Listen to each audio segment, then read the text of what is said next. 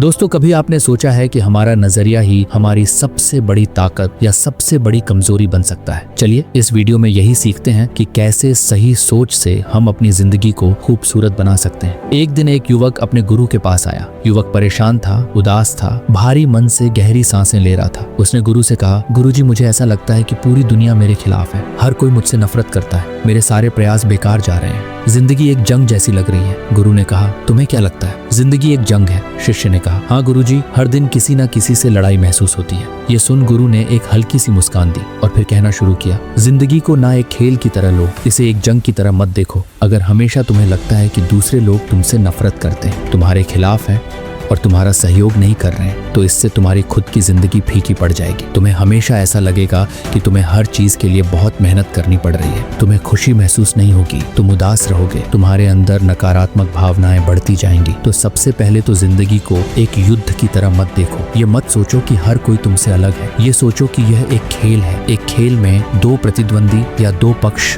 हमेशा होते हैं। ये सोचो कि तुम और तुम्हारे लक्ष्य खेल का एक पक्ष और दूसरे पक्ष में तुम्हारी नकारात्मक भावनाएं, तुम्हारी कमजोरियां, बुरी परिस्थितियां या दूसरे लोग भी हो सकते हैं। लेकिन हर किसी को इस नजरिए से मत देखो कि ये मेरी मदद नहीं कर रहे हैं या ये मेरा भला नहीं चाहते हैं। ये नजरिया जो है ना जिंदगी में कि मेरा भला सिर्फ मैं ही सोच रहा हूँ, इस नजरिए को सबसे पहले बदलना जरूरी है। क्योंकि जिस तरीके से तुम दुनिया को देखते हो, उसी तरीके से दुनिया तुम्हें देखती है और तुम्हारे लिए काम करती है। इसीलिए तो कहा जाता है कि जिंदगी एक आईना है। हमारी जो दुनिया है वो एक आईने की तरह होती है। हमारे ही विचार, हमारी ही भावनाएं, हमारी ही ऊर्जा को वापस हमारी जिंदगी में लेकर आती हैं। तो सबसे महत्वपूर्ण चीज जो तुम्हें सीखनी है वो ये है कि तुम्हें अपने ध्यान और अपने जीवन को अपने लक्ष्यों की ओर केंद्रित करना है। ये नहीं सोचना है हर बार कि दूसरा हमारे साथ क्या कर रहा है। जितना ज्यादा तुम्हारा ध्यान दूसरे लोगों और उनकी बातों पर जाएगा, उतनी ज्यादा तुम्हारी ऊर्जा नीचे गिरती जाएगी और तुम अपने दिमाग को नियंत्रित और शांत नहीं रख पाओगे। दूसरी महत्वपूर्ण चीज जो तुम्हें समझनी है वह यह है कि तुम्हारी ऊर्जा ही तुम्हारे समस्याओं का कारण है। तुम्हारी जिंदगी में आज जो भी समस्याएं हैं, दुख है, वह सब तुम्हारी ही ऊर्जा से आ रहा है। इसका मतलब ये नहीं कि तुम अपना बुरा चाहते हो, लेकिन तुम्हारे अंदर एक अवचेतन मन है जो तुम्हारे अतीत को पकड़े बैठा है। क्यों? क्योंकि हम जीवन में जो भी अनुभव करते हैं, अच्छा बुरा या जो इतना जरूरी भी नहीं है, वह सब हमारे अवचेतन मन के अंदर बैठ जाता है और वहां बैठकर सारी जिंदगी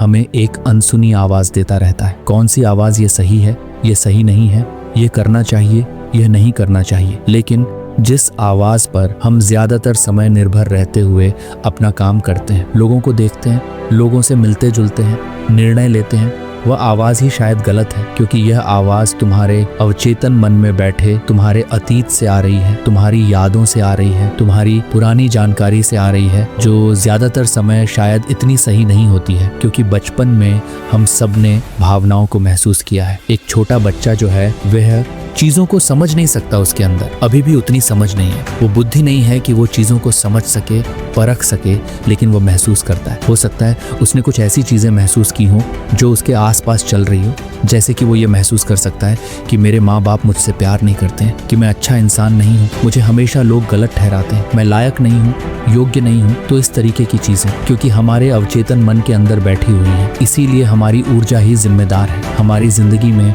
गलत चीजों को आकर्षित करने के लिए। इसका मतलब ये नहीं है कि तुम सारी जिंदगी अपने आप को ही कोसो और रोते रहो कि ये मेरी वजह से ही हुआ है, ये मेरी वजह से हुआ है। नहीं, पूरी तुम्हारी गलती नहीं है। क्योंकि बहुत सारी चीजें तुम्हारे अंदर तुम्हारे जाने अनजाने में गई हैं, लेकिन तुम्हारी जिम्मेदारी बन जाती है अपनी जिंदगी को सुधारने की और इसे ऊपर उठाने की।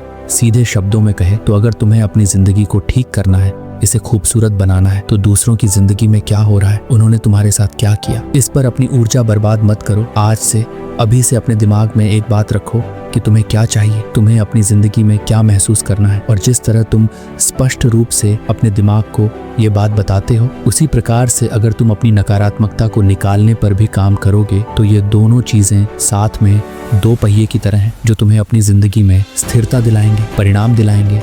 तो सबसे पहले जो बहुत महत्वपूर्ण बात है वह ये है कि अपने शब्दों पर ध्यान दो, क्योंकि जो हमारे शब्द हैं वही हमारे विचार बन जाते हैं। आज तुम जिन शब्दों का प्रयोग करते हो, पूरे दिन अगर तुम कोई शब्द इस्तेमाल कर रहे हो, चाहे सकारात्मक हो या नकारात्मक, तो तुम देखोगे कि अगले दिन भी अनजाने में भी तुम उन्हीं शब्दों का उपयोग कर रहे हो। यहाँ तक कि ध्यान देने पर तुम ये भी पाओगे कि आज तुमने जो शब्द बोले हैं ना, कल यही शब्द तुम्हारे विचार भी बन जाते हैं। तो इसका मतलब ये है कि कहीं ना कहीं अगर तुम्हें अपनी विचार प्रक्रिया को बदलना है, अगर तुम्हें अपने अंदर बैठे गलत विश्वासों को उखाड़ना है, तो तुम्हें आज से ही अपने शब्दों पर ध्यान देना पड़ेगा। पहली चीज जो तुम्हें अपनी आदत में शामिल करनी है वह ये है कि सकारात्मक शब्द बोलो, अच्छे शब्दों का चुनाव करो, माहौल को सुधारने और लोगों की ऊर्जा को ऊपर उठाने वाले शब्द बोलो। तुम अपना तो बुरा नहीं चाहते हो, लेकिन दूसरों का भी बुरा कभी अपनी जबान और अपने शब्दों पर मत लेकर आओ। क्यों? क्योंकि अगर तुम किसी को बुरा भला कहते हो, उसके बारे में बुरे विचार रखते हो, तो तुम्हारा अवचेतन मन ये नहीं जानता कि ये तुम किसी और के लिए बोल रहे हो, तुम्हारे अवचेतन मन के लिए। तो तुम ये सब अपने लिए ही बोल रहे हो। हर बार जब हम दूसरों में गलतियां ढूंढते हैं, दूसरों की बुराई करते हैं, तो हम ये नहीं सोचते कि हमारे अंदर इसका क्या प्रभाव पड़ रहा है, हमारे अवचेतन मन के अंदर क्या चल रहा है।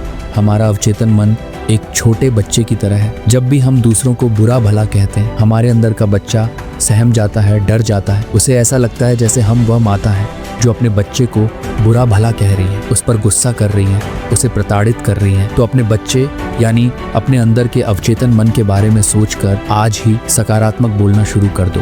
लेकिन ध्यान रहे, सकारात्मकता का मतलब सिर्फ ये नहीं है कि तुम कहते रहो सब कुछ ठीक है, बल्कि तुम्हें यह करना है कि तुम्हें अच्छा बोलते बोलते अपने दिमाग में सकारात्मक विचार रखते हुए उन चीजों के बारे में ज्यादा बात करनी है जो तुम्हारी जिंदगी में तुम्हें खुशी देती है। तो अगर तुम्हारी जिंदगी में कुछ अच्छा चल रहा है तो उस पर ध्यान दो और उसके बारे में ज्यादा बात करो। दूसरी चीज जो तुम्हें करनी है वह ये है कि अगर तुम्हें अपनी जिंदगी में कुछ भी चाहिए, पैसा चाहिए, कोई मुश्किल है, उससे छुटकारा चाहिए, संबंधों को सुधारना है, किसी इंसान को आकर्षित करना है, व्यापार को बढ़ाना है, तो तुम्हें अपने दिमाग में सबसे पहले ये विचार लाना है कि ईश्वर के लिए, ब्रह्मांड के लिए, उस अदृश्य शक्ति के लिए तो सब कुछ संभव है। और क्योंकि मैं इन्हीं का ही एक हिस्सा हूँ, इसीलिए मेरे लिए भी सब कुछ संभव है। इस तरह से जब हम अपने अंदर की बातचीत को बदलकर खुद से सकारात्मक बोलना शुरू करते हैं, तो हमारी जबान पर भी वह सकारात्मकता आने लगती है। तो जैसे जैसे तुम ये कहते हो कि मेरे साथ सब कुछ अच्छा ही होगा, ये ईश्वर, ये अदृश्य शक्ति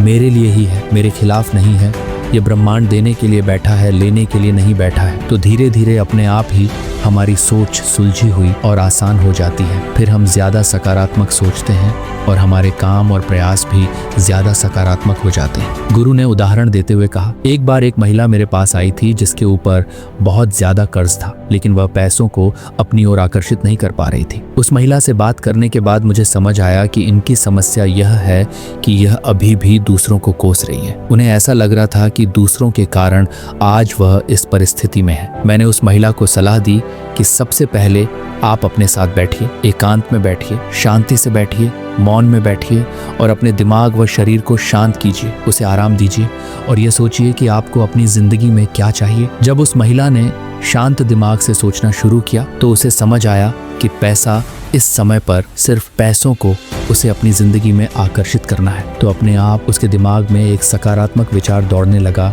कि वह पैसों को आकर्षित कर सकती है, वह उसके लायक है। उसका दिमाग उन्हें पैसों को कमाने के नए नए तरीके सुझा लगा और उस महिला का धीरे धीरे करके आत्मविश्वास बढ़ने लगा कि हाँ, मैं पैसों के लायक हूँ, पैसे आ जाएंगे। फिर उसने नई चीजों पर काम करना शुरू किया और धीरे धीरे करके वह कर्ज मुक्त हो गई और आज वह काफी समृद्ध जीवन जी रही है। तो देखा तुमने कि कैसे अपने दिमाग और शरीर को शांत करके दूसरों को कोसना बंद करते हुए जब हम अपने अंदर एक सकारात्मक विचार डालते हैं तो उस विचार का कितना अच्छा प्रभाव पड़ता है हमारे मन और शरीर पर। जीवन में तुम्हें जो कुछ भी चाहिए, धन चाहिए, समृद्धि चाहिए, कुछ भी चाहिए, तो तुम अपने शब्दों में उस अदृश्य शक्ति को समर्पित करते हुए एक प्रार्थना बोलो कि ईश्वरीय शक्ति के साथ सब कुछ संभव है। ईश्वरीय शक्ति में, ईश्वरीय सोच में सिर्फ प्रचुरता है। देखा जाए तो यह बात सच है कि अगर हम ईश्वर के बारे में सोचते हैं तो ईश्वर हमेशा प्रचुरता की ऊर्जा रखता है। यानी उसके पास किसी चीज की कोई कमी नहीं है। तो जिस चीज की आज तुम्हें कमी है, जो चीज आज तुम्हारी जिंदगी में सही नहीं चल रही है, ये सोचो कि उस अदृश्य शक्ति के मन में तो हर चीज की प्रचुरता है। अच्छा स्वास्थ्य है, अच्छे रिश्ते हैं, मिठास, शांति है। तो अगर उस ईश्वरीय शक्ति के लिए सब कुछ संभव है तो वही ईश्वरीय शक्ति तो मेरे अंदर भी है, इसीलिए मेरे लिए भी सब कुछ संभव है। तो इस तरह से जब हम अपने आप से अपने सर्वोच्च, अपने दैवीय शक्ति के साथ जुड़ने की कोशिश करते हैं, उस शक्ति को पुकारते हैं, तो अपने आप ही हमारी ऊर्जा ज्यादा सकारात्मक हो जाती है, ज्यादा पवित्र और मजबूत हो जाती है। तो आज से ही तुम भी इस प्रार्थना को दोहरा सकते हो कि ईश्वरीय शक्ति के साथ साथ सब कुछ संभव है। मेरी जिंदगी में भी मेरा स्वास्थ्य सही है, मेरे रिश्ते सही हैं, मेरा जीवन भी सुखी और समृद्ध है। इस तरीके से जब तुम बोलना शुरू करोगे तो तुम्हारे अंदर भी इसका बहुत सकारात्मक प्रभाव पड़ेगा। दूसरी चीज कि जब भी हम दबाव में होते हैं, तनाव में होते हैं, तो हमारी सकारात्मकता खत्म होने लगती है। हम उस अदृश्य शक्ति से अपना संपर्क तोड़ने लगते हैं। तो इसका सबसे अच्छा समाधान ये है कि तुम्हें जो भी तनाव है, चिंता है, परेशानी है, बोझ है, डर है, संदेह है, तुम सोते समय इसे ब्रह्मांड को दे दो। कहो कि यह सारा बोझ मैं तुम्हें देता हूँ। मैं स्वतंत्र हूँ, खुशी पाने के लिए, शांति पाने के लिए, मिठास पाने के लिए, आनंद पाने के लिए। तुम जो भी चीज हासिल करना चाहते हो और तुम्हारे अंदर की जो भी चीज उसे पाने में रुकावट बन रही है, जैसे नकारात्मक ऊर्जा, डर के तौर पर, अशांति के तौर पर, चिंता के तौर पर, उसे तुम उस अदृश्य शक्ति को सौंप दो। जब तुम इस चीज का अभ्यास करना शुरू करोगे तब तुम्हें महसूस होगा कि तुम अंदर से हल्के होते जा रहे हो। जब तुम सच में उस चीज से जुड़ पाओगे, महसूस कर पाओगे कि तुम्हारे अंदर ईश्वर है, ईश्वरीय शक्ति है और ये शक्ति हर तरह से संपूर्ण है, सक्षम है, इसमें कोई भी समस्या नहीं है। तो जब तुम उस शक्ति को अपनी समस्या सौंप देते हो तो अपने आप ही तुम्हें बहुत हल्का महसूस होगा और तुम्हारी रात की नींद भी बहुत अच्छी हो जाएगी। इसीलिए अगर तुम हर दिन शांत और हल्का महसूस करना चाहते हो, रात में चैन नींद देना चाहते हो, तो आज से तुम भी सोने से पहले अपनी सारी समस्याएं ईश्वर को सौंप दो। लेकिन इसका मतलब ये नहीं है कि तुम प्रयास मत करो, कर्म करना छोड़ दो। अगर तुम्हारे पास कोई योजना है या जो भी प्रयास तुम कर सकते हो वह जरूर करो, लेकिन रात में सोने से पहले दिन भर जो भी प्रयास किया, कर्म किया, उसे भी ईश्वर को सौंप दो।